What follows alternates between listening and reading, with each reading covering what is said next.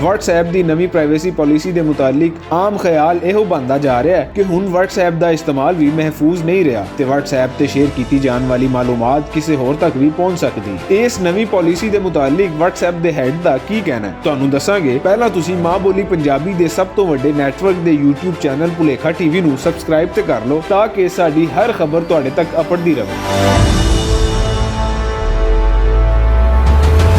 WhatsApp ਦੀ ਇਸ ਨਵੀਂ privacy policy ਦੇ ਮੁਤਾਲਿਕ ਐਸੀਆਂ ਅਫਵਾਹਾਂ ਦੇ ਭਰਵੇਂ ਫੈਲਾਅ ਨੂੰ ਵੇਖਦਿਆਂ ਹੋਇਆਂ WhatsApp ਦੇ ਹੈਡ ਵਿਲ ਕੈਥਕਾਰਟ ਦਾ ਆਖਣਾ ਹੈ ਕਿ WhatsApp ਤੇ ਭੇਜੇ ਜਾਣ ਵਾਲੇ ਪੈਗਾਮ ਤੇ ਕੀਤੀਆਂ ਜਾਣ ਵਾਲੀਆਂ ਕਾਲਾਂ ਅਜੇ ਵੀ end-to-end encrypted ਨੇ ਤੇ WhatsApp ਦੇ ਇਸ ਫੀਚਰ ਨੂੰ ਖਤਮ ਨਹੀਂ ਕੀਤਾ ਜਾ ਰਿਹਾ। ਇਸ ਫੀਚਰ ਦਾ ਮਤਲਬ ਹੈ ਕਿ WhatsApp ਦੀ ਇੰਤਜ਼ਾਮੀਆ ਸਮੇਤ ਕੋਈ ਵੀ ਤੀਸਰਾ ਬੰਦਾ ਲੋਕਾਂ ਦੇ ਦਰਮਿਆਨ ਹੋਣ ਵਾਲੀ ਗੱਲਬਾਤ ਨੂੰ ਸੁਣ ਜਾਂ ਵੇਖ ਨਹੀਂ ਸਕਦਾ।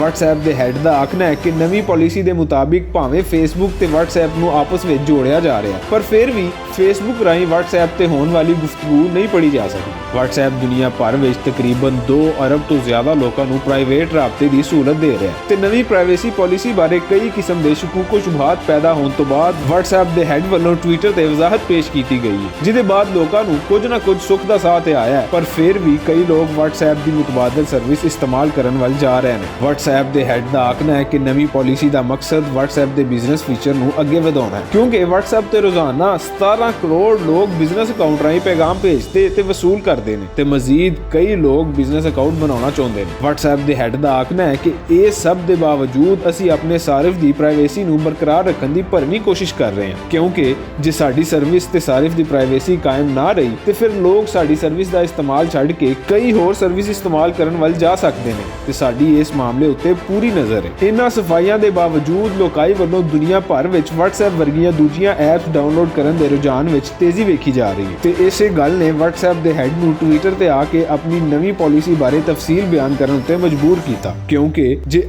ਤੁਸੀਂ WhatsApp ਇਸਤੇਮਾਲ ਹੀ ਨਹੀਂ ਕਰਾਂਗੇ ਤੇ ਫਿਰ ਇਹ ਗੋਰੇ 버ਗਰ ਕਿੱਥੋਂ ਖਾਣਗੇ।